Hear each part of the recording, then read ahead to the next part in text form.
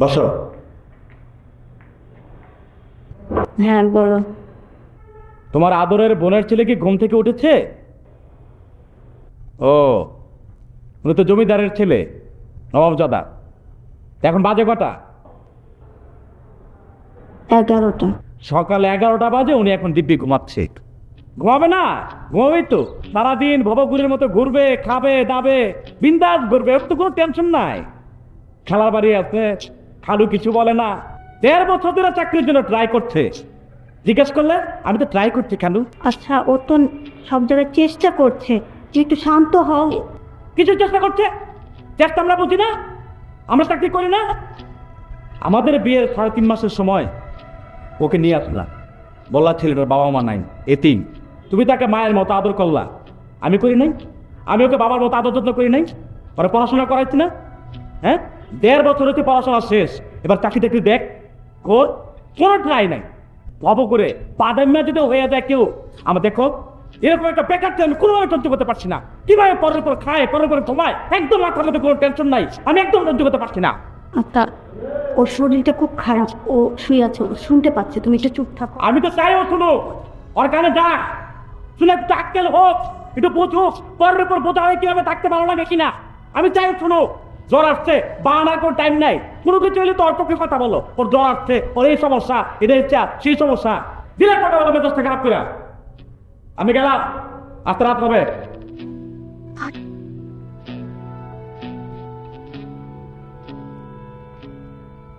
শুনলেন তো আমার প্রতি তার অভিযোগ। আপনারা আজকে যে ব্যাপারটা দেখলেন, এটা শুধু আজকে না, প্রতিদিনের ঘটনা। আর এটা থেকে বাঁচতে আমাকে প্রতিদিন খুব ভোরে বাসা থেকে বের হতে হয়, আবার খুব রাতে বাসে ঢুকতে হয়। আজকে ভেসে গেছি কারণ 102 ডিগ্রি জ্বর। যাই হোক, এখন বের হতে হবে, আর থাকতে পারছে না। ও, আরেকটা বিষয়, একজন আমার জন্য অনেকক্ষণ অপেক্ষা করে বসে আছে, সো বের হতেই হবে।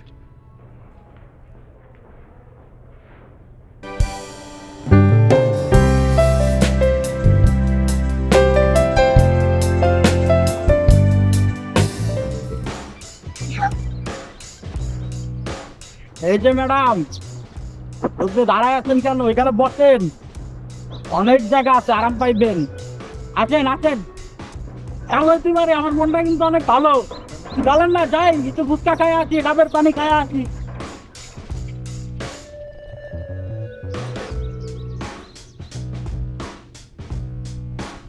আপু, নাম্বার থেকে দেওয়া যায়? ভাবি বল, ভাবি কিসের আপু, ভাবি বল। ভাবি ভাই বলবেন নেই, ভাবি ভাই এখানে তোরা ভাই।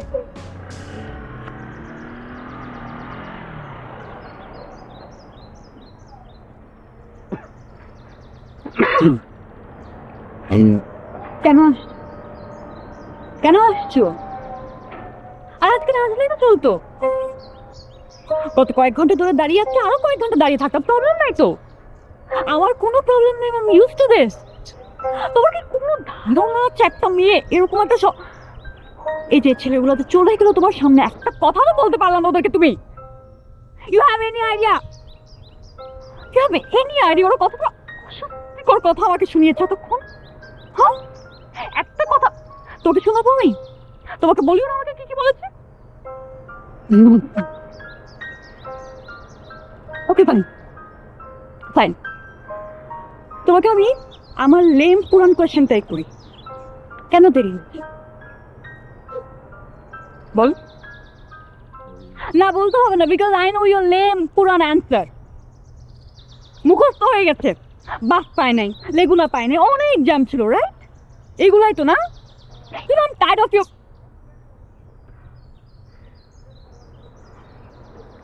তোমাকে আমার সবজি ভাবি গেলাম। সরি, আমি তোমার জ্বর? শরীর পুড়ে যাচ্ছে অনেক, তুমি আমাকে বলবে না? অসুবিধা নাই। অসুবিধা নাই মানে কি? আর তুমি তো একবার আমাকে এটা বলবা ফোনে, তাই না? তোমার আমাকে কি মনে হয়? তুমি এতটা জ্বর নিয়ে এখানে কেন আসছো? আমি কি পাগল? আমি যদি জানতাম না তোকে আসতে বলতাম। বাবা তুমি না আমাকে একদমই বুঝো না। কত জ্বর তোমার, মেপেছো? হ্যাঁ, কত? সকালে একবার মাপলাম, তখন দেখি 102। 2 জ্বর নিয়ে তুমি এখানে কেন আস?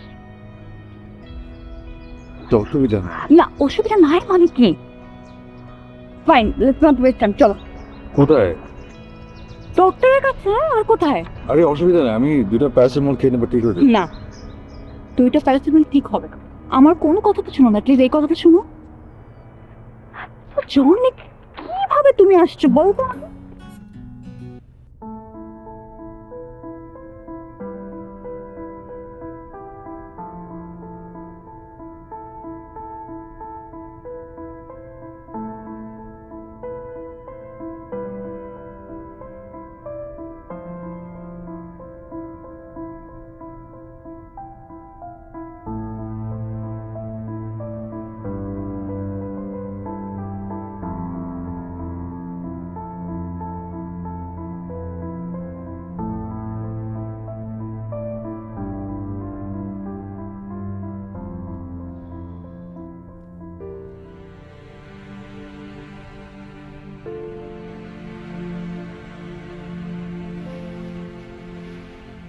কে?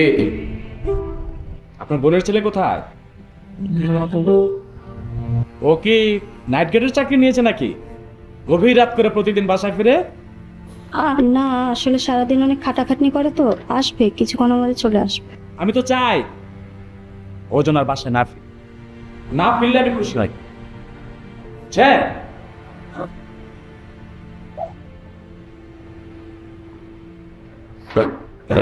কালার মিস আজকে দেরি হয়ে গেল।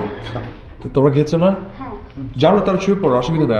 আমি খেয়ে আমি খাবার উঠে রাখবো। তুমি ঠিক আপনি সারাদিন কোথায় ছিলেন?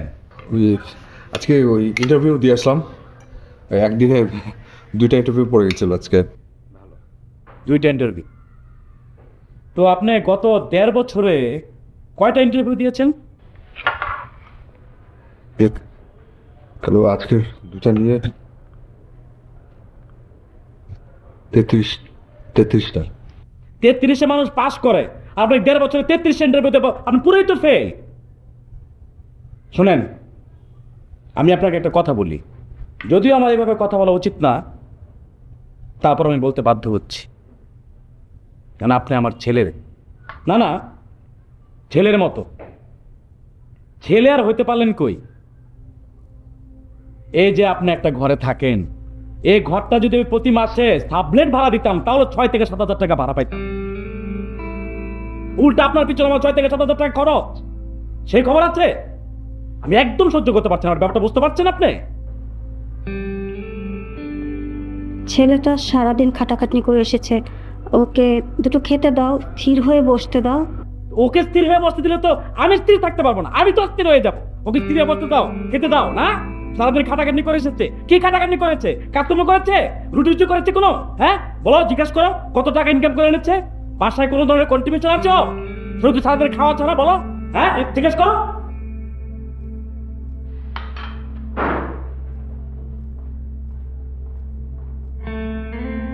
দেখেছো কিভাবে জিত করে চলে গেল? দেখেছো খাটটা রাখে মুখ করে কিভাবে চলে গেল?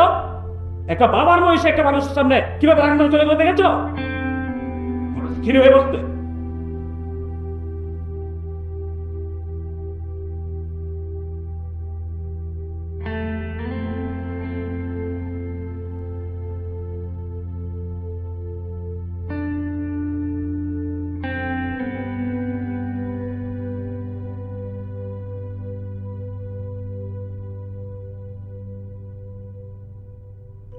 তুমি শাড়ি পরেছো কেন? শাড়ি পরেছো কেন? মন চাইলো তাই পড়লাম। সুন্দর সুন্দর লাগছে, খুবই সুন্দর লাগছে। তোমার কি কিছুই মনে থাকে না? কি? আজ একটা স্পেশাল ডে, তাই শাড়ি পরেছি। Happy birthday. আমি আমার বার্থডে না। তাহলে তো আমার কেউ কিছু না। কি? অনেক আজকে আমাদের 4th অ্যানিভার্সারি, 4 বছর আগে আজকের দিনে আমাদের দেখা হচ্ছে। ও, কনগ্রাচুলেশন। মানে 4 বছর হয়ে গেল। অ্যান্ড থ্যাংক ইউ দিচ্ছি, কারণ তুমি 4টা বছর ধরে আমার মতো একটা বেকার ছেলেকে সহ্য করে এসছো, এই জন্য থ্যাংক ইউ। এটা কিন্তু মুখের কথা না, মানে 4টা বছর আমার মতো একটা ছেলেকে সহ্য করা কিন্তু অনেক। শুনো, শুধু মুখে থ্যাংক ইউ বললে হবে না, আজকে আমাকে ট্রিট দিতে হবে। কি খাবে? কোরিয়ান, হ্যাঁ, কোরিয়ান ফুড। ওই যে আমরা উত্তরাতে একটা কোরিয়ান রেস্টুরেন্টে গিয়েছিলাম না, আচ্ছা, ইয়ে, চলো ওখানে যাই। ও আচ্ছা, বউটা ইয়ে, আসলে মানে আমি তো আসলে কখনো ওইভাবে ওইসব জায়গায় বিল দিই না। আমি আসলে জানি না ওটার কত টাকা বিল আসে বলো তো, মানে দুজন খেলে। দুজন খেলে 3-4 হাজার তো আসবে। যে মানে আমার আসলে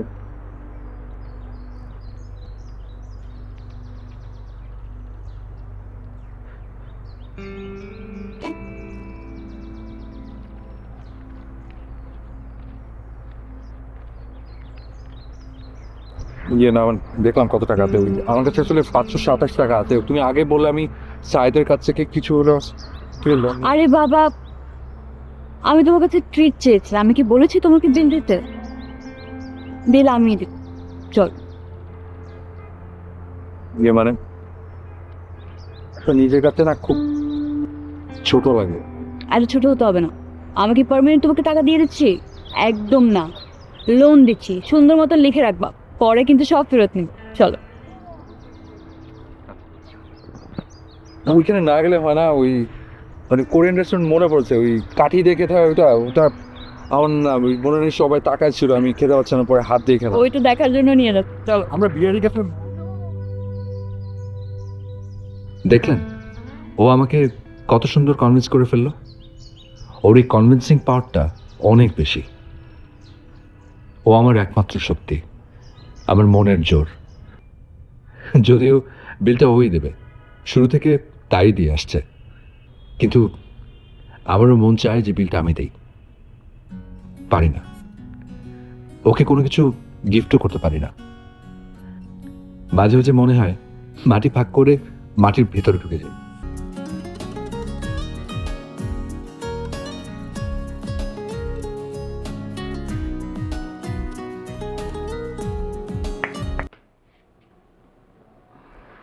বাবা, আমি আরো ভয় পেয়ে গেছি। কি ভাবছিস? অনেক কিছু নেই, পড়াশোনা, ফিউচার, বিয়ে। বিয়ে? Rapid change? ছেলে দেখবো? ভাবছিলাম কি কি ইস্যুস ক্রিয়েট করে বিয়েটা পোস্টপোন করা যায়।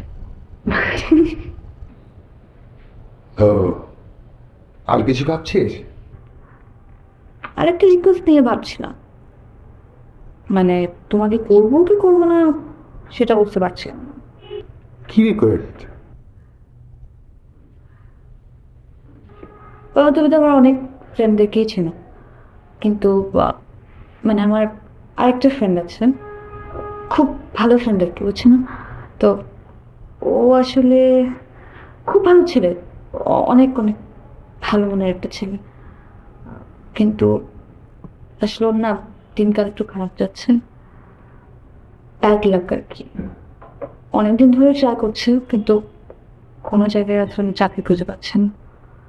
তো আমি ভাবছিলাম তোমার তো অনেক ফ্রেন্ডস আছে, তাদের বড় বড় অফিস, কত এমপ্লয়িজ, তুমি যদি কোনো একটা জায়গায় ওকে রেফার করে দিতে পারতা, তাহলে কিন্তু ওর লাইফটা সেট হয়ে যেত। মানে আমি বলছি না যে তুমি ওকে না দেখে রেফার করো, তুমি ওকে দেখো, ও যদি ভালো হয়, তোমার যদি সব কিছু ঠিকঠাক মনে হয়, তাহলেই আর কি। ভালো ছেলে হলে তো হবে না, তাকে কোয়ালিফাইড হতে হবে। কোয়ালিফাইড যদি হয় তা তো চাকরির জন্য ভালোই হবে, কি বলিস? কোয়ালিফাইড, হ্যাঁ কোয়ালিফাইডই, কিন্তু ফ্যামিলি প্রেশার আর সব কিছু মিলে রেজাল্টটা রেজাল্ট তো অত খারাপ না, মানে চলে আর কি বাবা। তাও আমি তোমাকে আসলে প্রেশার দিচ্ছি না, তুমি যদি ঠিক মনে করো তাহলে। ওকে, তুই যেহেতু বলছিস ভালো ছেলে, তোর ভালো ফ্রেন্ড, এত করে যখন রিকোয়েস্ট করছিস, ওকে, আগামী পরশুদিন ওকে আমার বাসায় আসতে বল, সকাল 9টা, একসাথে ব্রেকফাস্ট করবো। আমি তোমার বাবাকে গিয়ে কি বলবো? তুমি বলবা আঙ্কেল আমি একটা বেকার ছেলে, অনেকদিন ধরে চাকরি চাচ্ছি কিন্তু কোনোভাবেই পাচ্ছি না, আপনি আমাকে একটা চাকরি দেবেন? এটা তো সিরিয়াসলি এটা বলবো? মানে চাকরি চাইব ওনার কাছে, উনি চাকরিও দেবে?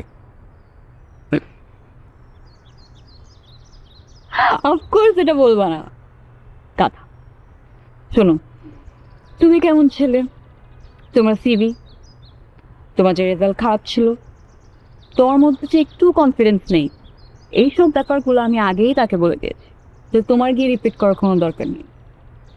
তুমি জাস্ট সুন্দর মতো পরিপাটি হয়ে প্রেজেন্টেবল হয়ে বাবার সাথে দেখা করবে। ঠিক আছে, মানে আসলে আমার নার্ভাস লাগছে। তা তো লাগবেই, তোমাকে একটা ছোট কাজ দিলেই তোমার নার্ভাস লাগে, তোমার মধ্যে একটা কনফিডেন্স কেন যে না আমি বুঝি না। আচ্ছা তুমি এই যে চাকরির একটা ইস্যু নিয়ে বাবার সাথে মিট করতে এত নার্ভাস হয়ে যাচ্ছ, তুমি জাস্ট আমাকে বলো, তুমি যখন আমার বিয়ে মানে আমাদের বিয়ে নিয়ে বাবার সাথে কথা বলতে যাবে তখন কি হবে? ভাই তুমি কি এক্সপেক্ট করছো তুমি বাবার কাছে যাবা, গিয়ে চুপচাপ বসে থাকবা, তারপর বাবা আমার হাতটা নিয়ে তোমার হাতে দিয়ে দিবে, এরকম কিছু? নো, আমার বাবা মোটেও সহজ একটা মানুষ না, অনেক কঠিন একটা মানুষ, বুঝতে পেরেছো?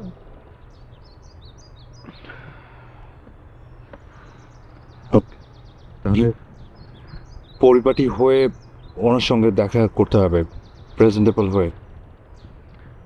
পরিপাটি, প্রেজেন্টেবল অ্যান্ড পাঞ্চুয়াল, এই যে তুমি আমাকে রাস্তার উপর ঘন্টার পর ঘন্টা দাঁড় করে রাখো, আমার বাবার সাথে এরকম করলে চলবে না। বাবা কি বলেছে মনে আছে?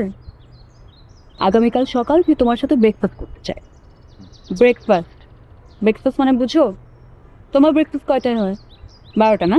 হ্যাঁ না, আমি তো ব্রেকফাস্ট করি না, আমি তো একবার লাঞ্চ করি 3টার। গ্রেট, কালকে ব্রেকফাস্ট করতে হবে অ্যাট শার্প 9 আমার বাসায়। ভাই লাঞ্চ করলে হয় না? হ্যাঁ হয়তো সকাল 9টায় এসে যদি তুমি লাঞ্চ করতে চাও করতে পারো, যেটাই করো শার্প 9। কটে? ঠিক আছে।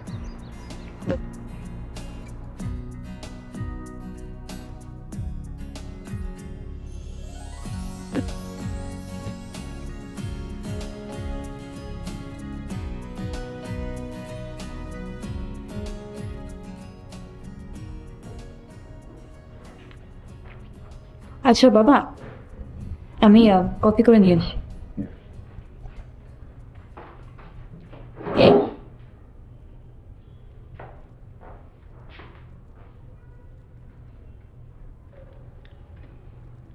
তোমার পুরো নামটা জানি কি? অনেক অনেক আহমেদ।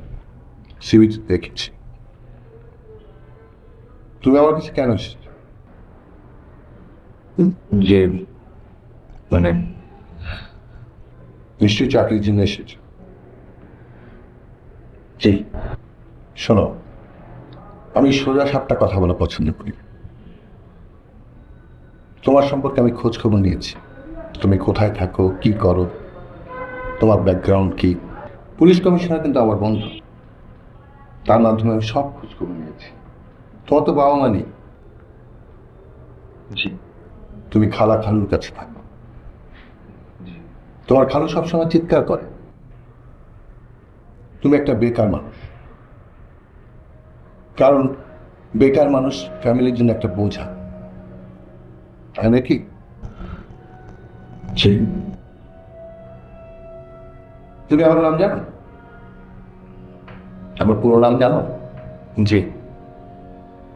আমার নামের শেষে চৌধুরী আছে। বাংলা সিনেমায় দেখেছ না চৌধুরী? চৌধুরী সাহেবরা কি চায়? চৌধুরী সাহেবরা চায় তার ছেলেমেয়ের ভবিষ্যৎ, ছেলেমেয়ের ভালো চায়। প্রয়োজনে নায়ক নায়িকাকে আলাদা করে নেন।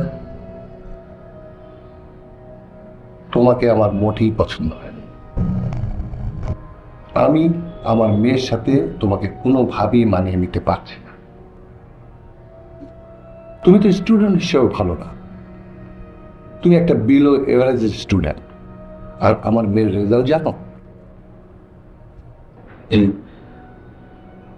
ও তো মাশাআল্লাহ অনেক ভালো স্টুডেন্ট। খুবই ভালো একটা স্টুডেন্ট। ওর সাথে তোমার কি মানায়? কোনোভাবেই মানায় না। ওর সাথে তোমার কোনোভাবেই আমি মানিয়ে নিতে পারছি না।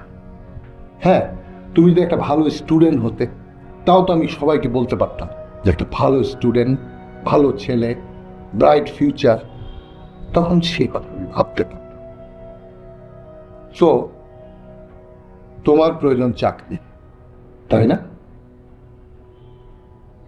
জি। তোমার এই জি জি কথাটা আমার খুব ভালো লাগে। আর আমার বেশ কয়েকটা ফ্রেন্ড আছে যাদেরকে বললেই তোমাকে ভালো চাকরি দেবে, কিন্তু তার বিনিময়ে আমি একটা ডিল করতে চাই। এই চাকরির বিনিময়ে আমার মেয়ের জীবন থেকে তোমাকে দূরে সরে যেতে হবে। পারবে না? ভেবে দেখো, তুমি চাকরি চাও না আমার মেয়েকে চাও? হ্যাঁ, তুমি যদি বলো আমার মেয়েকে চাও, আমার আমি কোনো দিনে এটা মেনে নেব না। সো তুমি ডিসাইড করো তুমি কি চাও। শোনো, একটু পরে আমার মেয়ে আসবে, এমন কোনো অ্যাটিটিউড করো না যে তোমার সাথে আমার কি কথা হয়েছে যেন সে বুঝতে না পারে। আর কখনো আমি তোমাকে এই জাতীয় কথা বলেছি তাকে শেয়ার করবে না, ওকে? জি। নাস্তা করো, পেট ভরে নাস্তা করো।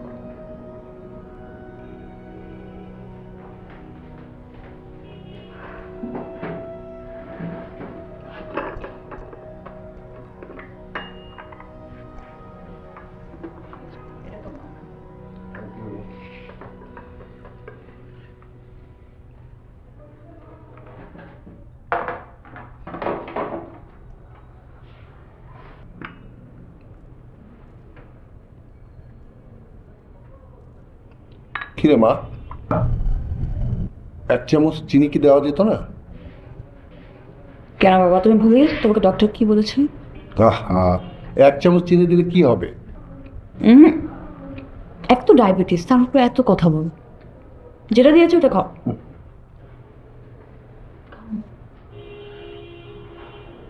খাও।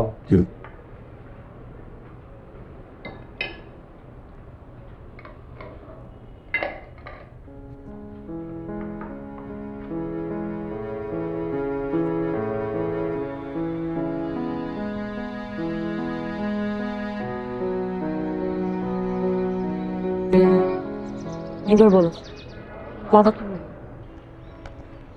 কি বললো? জি। বাবা কি বললো?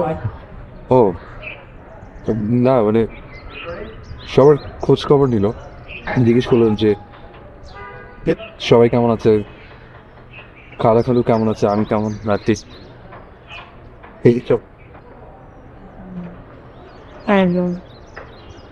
চাকরি করতে কিছু বলেনি? তোমাকে বলতে না করলো। জি। না, ওই চাকরি হ্যাঁ দেবে, অপশন দিল। কিসের অপশন? চাকরির অপশন দিল। চাকরির option। আরে আমি বলেছিলাম না, বাবাকে বললেই প্রবলেমটা সলভ হয়ে যাবে। তুমি আসতে চাচ্ছিলে না বার। দেখো হয়ে গেল না সলভ। যাক, খুব শীঘ্রই আমাদের বিয়েটা হয়ে যাবে, 2-3 মাসের মধ্যে। আর বাবাদেরকে তো বুঝোই, ছেলের চাকরি না থাকলে মেয়েকে বিয়ে দিতে চায় বলো? ওই প্রবলেমটা সলভ। গ্রেট। তো নেক্সট যেটা করতে হবে, তোমার অফিসের জন্য তোমার অনেকগুলো ফর্মাল শার্ট লাগবে, তার মানে we have to go shopping। এখনই যাও, চলো চলো। জেলো মেলো লেখা রাত্রির ঘুম ছাড়া আদরের রঙের তোকে দেখে বলে আয়, যত দূরে যাবি তুই আমার সেই ঠিকানা। ও প্রিয়া রে প্রিয়া, ও প্রিয়া রে প্রিয়া, ও প্রিয়া রে প্রিয়া, ও প্রিয়া রে প্রিয়া।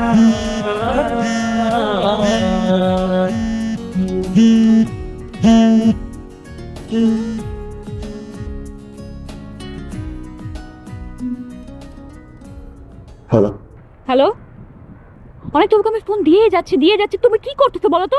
ফোন ধরতেছো না কেন? তোমাকে এমার্জেন্সি ছাড়া কি আমি কখনো কল দিই? কি সমস্যা তোমার? কথা বলতেছো না কেন? আমি তোমাকে জিজ্ঞেস করতেছি, আমি তোমাকে ফোন দিচ্ছি, তুমি ফোন পিক করতেছো না কেন? কি সমস্যা? কোনো সমস্যা নেই তো। কোনো সমস্যা না, এটা তো কোনো সমস্যা হতে পারে না। তোমার সমস্যাটা কি সেটা তুমি আমাকে ক্লিয়ারলি বলো। কোথায় কি করতেছো তুমি আমাকে বলো তো? বাথরুমে ছিলাম তো, এই জন্য ফোনটা ধরতে পারিনি। আপনি এখনো ওয়াশরুমে? বাহ, ভেরি গুড। তার মানে আপনি বাসা থেকে এখনো বেরই হন নাই, আর আমি এখানে গাধা মতো দাঁড়িয়ে আছি। হুম হুম মানে কি? তুমি কি ব্যাপারটা বুঝতেছো? আমি তোমার সাথে দেখা করার জন্য এখানে রাস্তাতে দাঁড়িয়ে আছি। হু হু কেন করতেছো আমার সাথে? শোন, প্রবলেমটা কি অনেক বলো তো? এখন আমি কি করব? চলে যাব? কি কি বলতে চাও তুমি? বলতে চাও আমি এখন এখান থেকে চলে যাই? ফাইন, আমি চলে গেলাম। আর কখনো যদি তুমি আমাকে কল দিছো,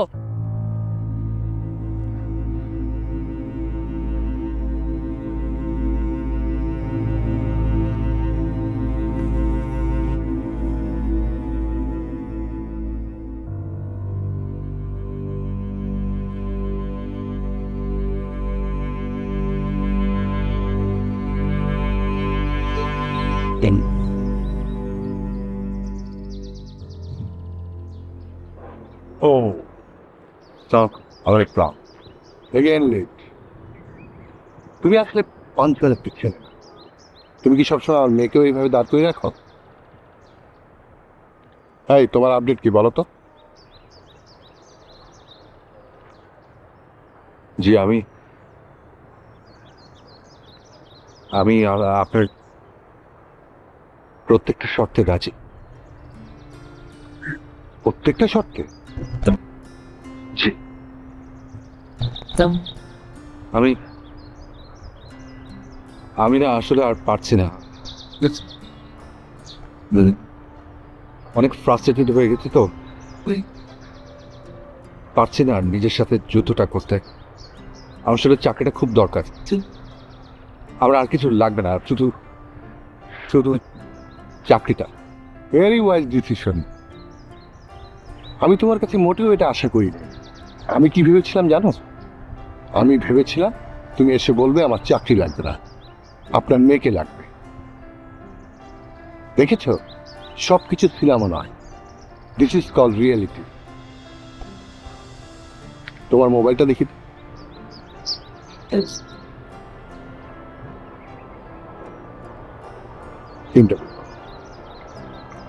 তিনটা বের।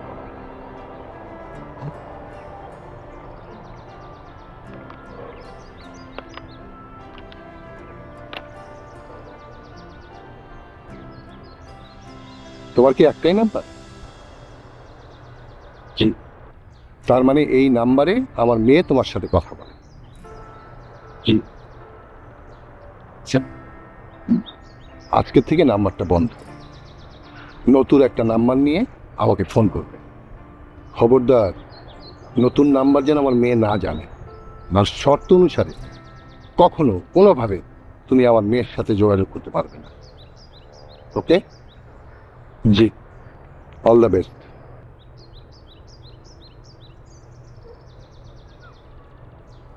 ভেরি গুড, তুমি খুবই একটা ওয়াইজ ডিসিশন নিয়েছো। তোমার জন্য আমার শুভকামনা এবং অনেক অনেক দোয়া। ওকে?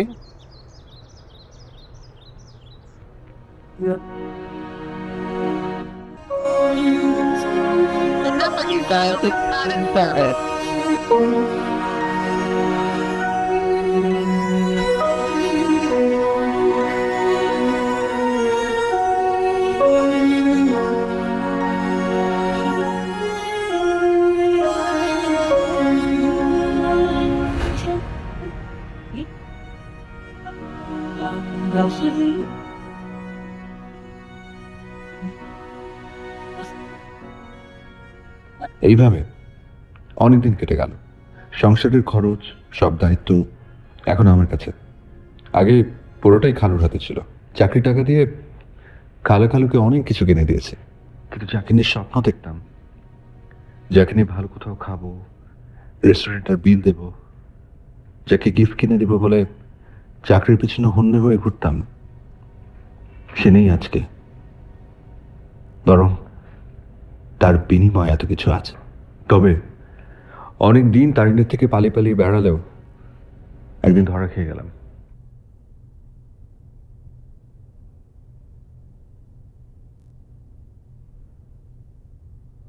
এই যে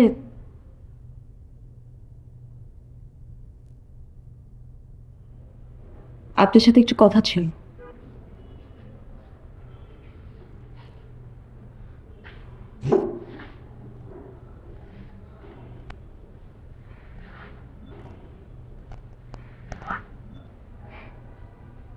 কি ব্যাপার, নিচে তাকিয়ে আছেন কেন? আমার দিকে তাকান।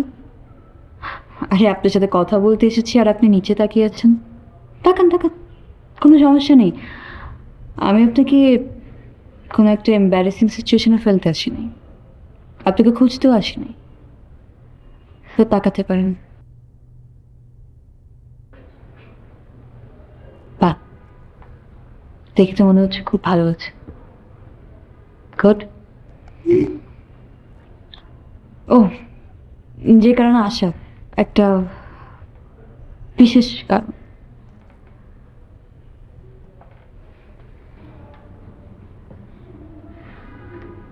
এটা দিতে খুলে দেখুন।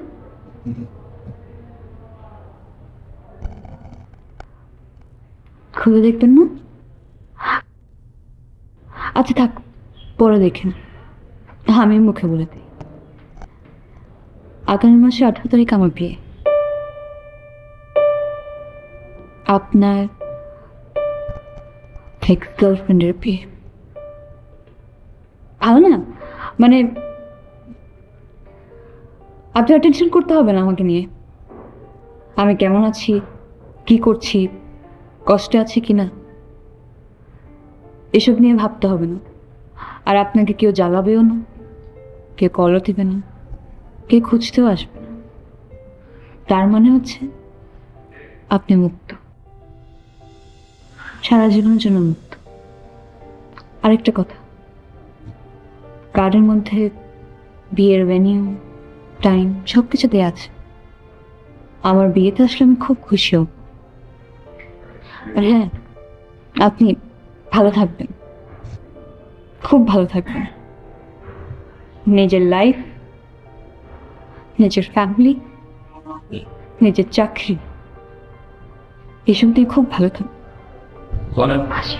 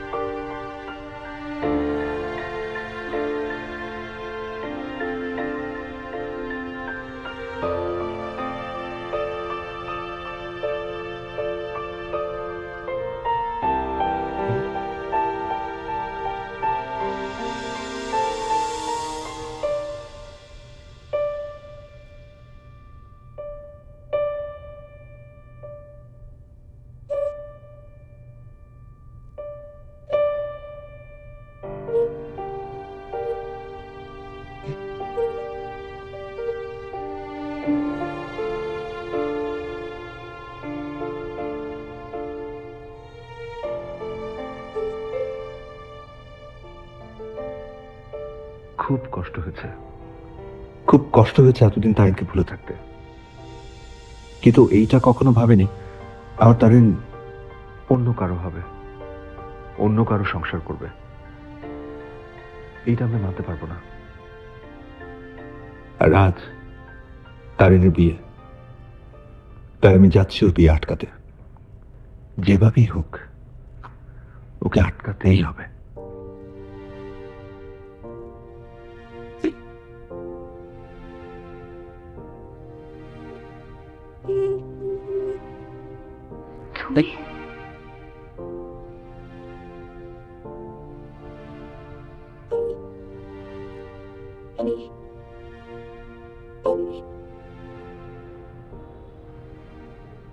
সুন্দর লাগছে অবশ্য, শাড়িতে তোকে সবসময় খুব সুন্দর লাগে। এটা শাড়ি তো না? আমি তোমাকে আমার বিয়েতে ইনভাইট করেছি, আমার ঘরে না। আর এটা শাড়িও না, লেহেঙ্গা, যেটা আমি অন্য কাউকে বিয়ে করার জন্য করেছি। যাই হোক, শাড়ি হোক অথবা লেহেঙ্গা, তুমি সবকিছুতেই সুন্দর লাগে। এই সাজেই সুন্দর লাগছে, সাজ যেটা আমি স্বপ্ন দেখতাম সবসময়। কিন্তু বসে যে তোমাকে এতটা সুন্দর লাগবে আমি তা স্বপ্নেও ভাবিনি। তুমি কি এসব বলার জন্য এখানে এসেছো? যদি তোমার বলা শেষ হয়ে থাকে বেরিয়ে যাও। না Darling, I'm sorry. আমার আসলে মাথা ঠিক ছিল না, খুব ফ্রাস্ট্রেটেড ছিলাম, খুব এলোমেলো ছিলাম। বাসা থেকে খুব প্রেশার ছিল, বুঝতে পারছিলাম না কি করব।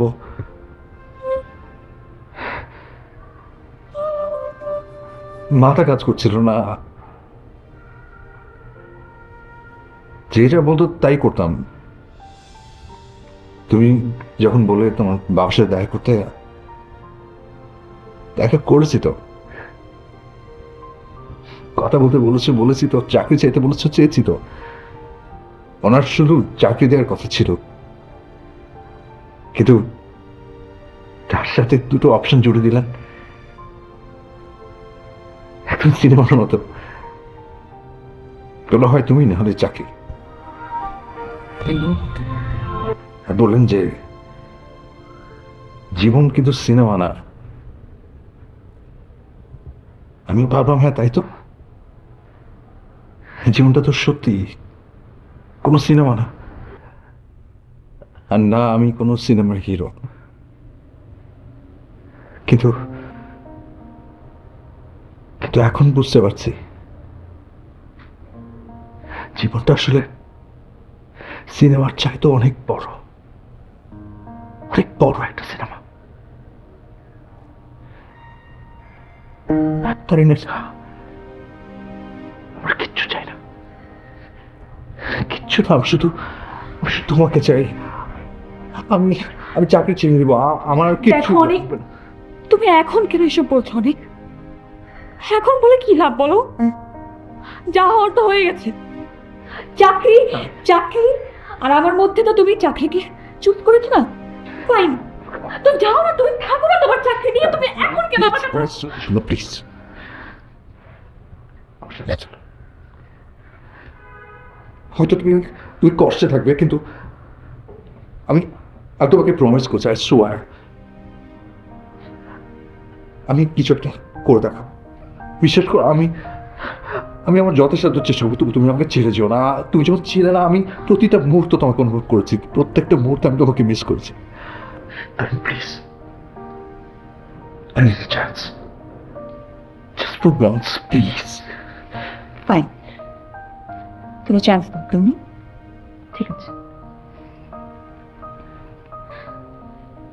তুমি যাও, আমার বাবার সাথে কথা বলো, তাকে যদি তুমি কনভিন্স করতে পারো, তার পারমিশন নিতে পারো, তাহলে আজকে আমি তোমার সাথে এই বাসা থেকে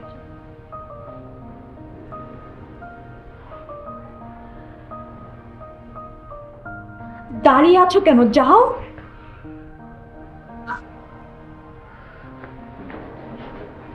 ওকে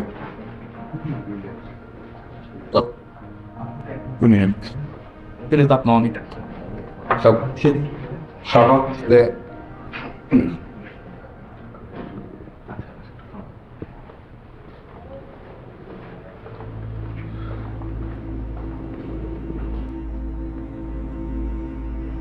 তুমি এখানে আঙ্কেল আপনার সাথে আমার জরুরি একটা কথা আছে। কি কথা? আমি আমি আপনাকে একটা জিনিস ফেরত দিতে এসেছি। কি আপনার শর্তগুলো। মানে? আপনি আমাকে শর্ত দিয়েছিলেন, আমি জানি তারিণীর সাথে কোনো ধরনের কোনো যোগাযোগ না রাখি, ওকে যেন আর কোনোদিন কোনো ফোন না করি, দেখা না করি। বিনিময়ে একটা চাকরি পেয়েছিলাম। আজ আমি ওই শর্তগুলো ফেরত দিতে এসেছি।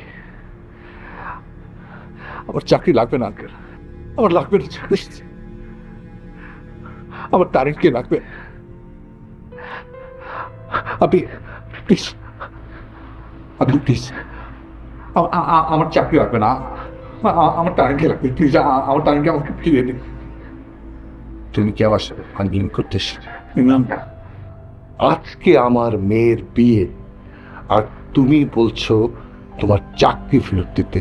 তুমি যে ওই চাকরিটা ফেরত দিচ্ছ, ওই চাকরি করবো আমি? শোনো, এই মুহূর্তে তুমি আমার বাসা থেকে বের হয়ে যাবে। Get lost. প্লিজ আঙ্কেল, আপনি বোঝার চেষ্টা করুন। আমি তারিণকে ছাড়া বাঁচবো না আঙ্কেল, আমার চাকরি লাগবে না। আপনি চাকরিটা ফিরিয়ে নেন, আমার তারিণকে আমার কাছে ফিরিয়ে দিন প্লিজ। তুমি কি আমাকে ছোট করতে চাচ্ছ? আজকে আমার মেয়ের বিয়ে, আমার মান সম্মান নষ্ট করার জন্য তুমি আমার বাসায় এসেছো? আমাদেরকে সমাজে হেয় প্রতিপন্ন করার জন্য তুমি আমার বাসায় এসেছো? তারিণকে অসম্মান করার জন্য তুমি আমার বাসায় এসেছো? তোমার বিপদের সময় আমি তোমাকে হেল্প করিনি, তোমাকে চাকরি দেয়নি, তার বিনিময়ে তুমি আমাকে তা দিচ্ছ? আমি তোমার কাছে হাত জোর করে রিকোয়েস্ট করছি, আমার মেয়ের ভবিষ্যৎটা এভাবে নষ্ট করো না, আমাদেরকে এভাবে অসম্মানিত করো না, প্লিজ প্লিজ। তোমাকে হাত জোর করে রিকোয়েস্ট করছি, তুমি চলে যাও প্লিজ, তুমি চলে যাও। আচ্ছা, হাত জোর করতে হবে না।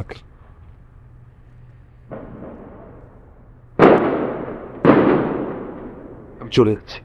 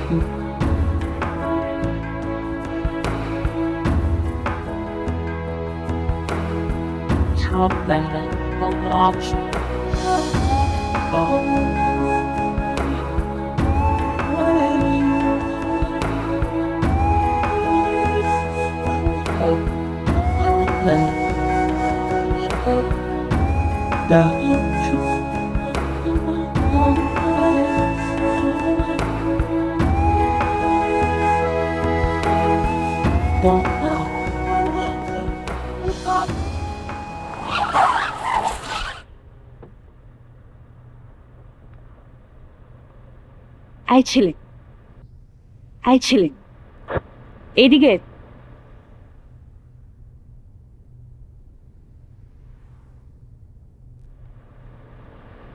উঠো গাড়ি।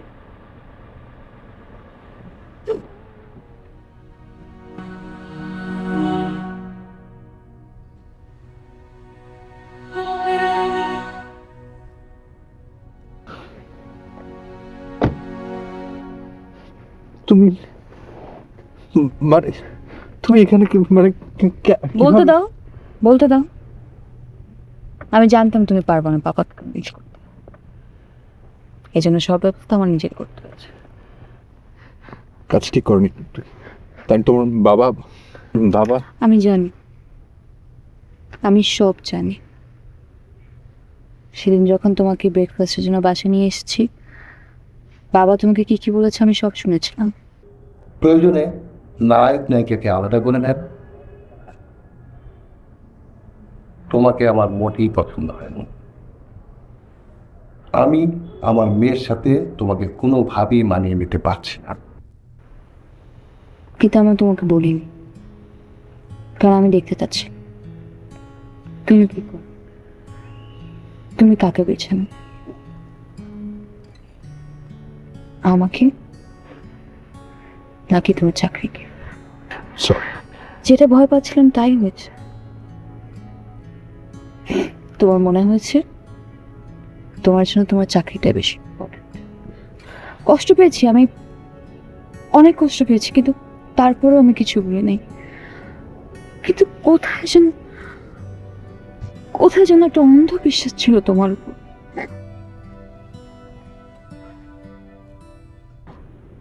আমি জানতাম তুমি সব কিছু ফেলে আমার কাছে ফিরে আসবে।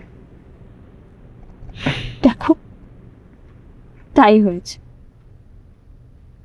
না হলে আমি বিয়ের জন্য রাজি কেন হই? আমি কি পাগল? আমি তোমাকে ফেলে আরেকজনকে বিয়ে করবো? এটা কি সম্ভব? কিন্তু এখন কিন্তু আমি আবার বেকার, আমার সাথে থাকতে কিন্তু তোমার অনেক কষ্ট হবে। জানি, সব কিছু বুঝেই আমি তোমার কাছে এসেছি। অনেক, তোমার লাইফের সবচেয়ে কষ্টের সময়, তোমার স্ট্রাগলিং পিরিয়ডে আমি তোমার পাশে ছিলাম। তাহলে তোমার কি আমার উপরে এইটুকু বিশ্বাস ছিল না? তুমি এইটুকু ট্রাস্ট করতে পারলে না আমি তোমাকে ফিউচারে সবকিছু একা করতে দিতাম না? হ্যাঁ, হয়তো বা তোমার রেজাল্ট খারাপ ছিল, আমার তো খারাপ ছিল না। আমি কি পারতাম না একটা চাকরি করে আমাদের সংসারকে চালাতে? পারতাম তো। পৃথিবীর কোন জায়গায় লেখা আছে বলো যে একটা জামাই তার বউকে চালাবে? উল্টো তো হতে পারে। আমি তো অপোজিটটা করার জন্য রাজি ছিলাম, কিন্তু তুমি আমার উপরে ট্রাস্ট রাখো না।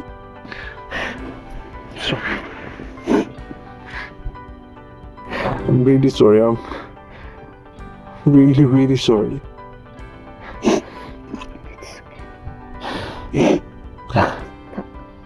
আর সরি বলতে হবে না, চলে এসেছি তোমার কাছে। এবার বলো কোথায় নিয়ে যাবো আমাকে? হ্যাঁ উবের ড্রাইভারকে বলো। ভাইয়া, ভাই আপনি নাকাল পাড়া যান একটু। নাকাল পাড়া? হ্যাঁ, ওই যে সাইকেল মেস ওখানে। আমি মেসে থাকবো? হ্যাঁ মানে ওই আজকের রাতের জন্য। এখন যদি কাউকে নিয়ে বাসে যেয়ে তাহলে খালা মানলেও খালু জীবনের বাড়িতে ঢুকতে দেবে না। তোমার বাসায় চল, কারণ তোমাকে নামিয়ে আমি আমার বাসায় ফেরত আসবো। মানে তুমি বাসে যাবে? তুমি কি করে বাসে যাবে বুঝুন? কারণ এই পুরো জিনিসটা সাজানো ছিল, আর এটাতে বাবা আমাকে অনেক হেল্প করেছে। কারণ বাবা এবং আমরা দেখতে চাচ্ছিলাম তুমি আমার জন্য কতটুকু ফাইট করো। দাঁড়া আমি মানে আমি কিছু বুঝতে পারছি না। মানে তোমার আর বুঝতে হবে না। ভাইয়া বাড্ডা চলুন। কি কোথায় চলেন? আবার তোমার বাসায়। চুপ থাক। তোমার বাবা আমাকে মারবে এখন আবার? দেখো আমি তো তখন খুব মানে সিনেমার হিরোর মতো অনেক সাহস দেখে তোমার বাবার সামনে একবার কথা বলে ফেলেছিলাম, কিন্তু বারবার না পারবো না। আবার এখন মারবে কিন্তু উনি আমাকে। কালকে চুপচাপ সকালবেলা খালাকে নিয়ে আমার বাসায় চলে আসবে। তারিন এত চমৎকারভাবে নাটকটি সাজিয়েছিল আর এত চমৎকারভাবে অভিনয় করেছে, আমি সত্যিই অবাক। সত্যি অনেক অদ্ভুত আর ভালো অ্যাক্টিং করেছে ও আর ওর বাবা। অন্তত এতটুকু ভেবে শান্তি লাগছে যে আমি তারিনের দেওয়া শেষ পরীক্ষায় উত্তীর্ণ হয়েছি। অন্তত সারাটা জীবন মাথা নিচু করে থাকতে হবে ওর সামনে। আমার বুকে নিয়ে সারাটা জীবন কাটিয়ে দিতে পারবো। এরকম তারিনরা বেকার অনেকদের পাশে থাকলে অনেকদের ঠেকায় কে? অনেকদের ঠেকানোর সাধ্য কারণ নেই। আসলে সব বেকারদের জীবনে স্যাড এন্ডিং হয় না, যেমন আমারটা হয়নি। এই ছিল আমার বাস্তবতায় ঠাসা গল্প। বাস্তবতায় ঠাসা একটি গল্প হলেও শেষটা যে এতটাই সিনেমাটিক হবে তা আমি নিজেও ভাবিনি। আসলে সিনেমা তো জীবনেরই অংশ, তাহলে ক্ষতি কি যদি মাঝে মাঝে এর প্রভাব জীবনে এসে পড়ে? গল্পগুলোর হ্যাপি এন্ডিং হলে ক্ষতি কি? খুব তো সমস্যা নেই, বরং ভালো হয়। হ্যাঁ, জীবনের এই ভালো ব্যাপারগুলোকে খুঁজে নেওয়াটাই হচ্ছে আসল চ্যালেঞ্জ। নিজেকে জয় করার চ্যালেঞ্জ, ভালোভাবে বাঁচার চ্যালেঞ্জ, ভালোবাসার মানুষগুলোকে ভালো রাখার চ্যালেঞ্জ।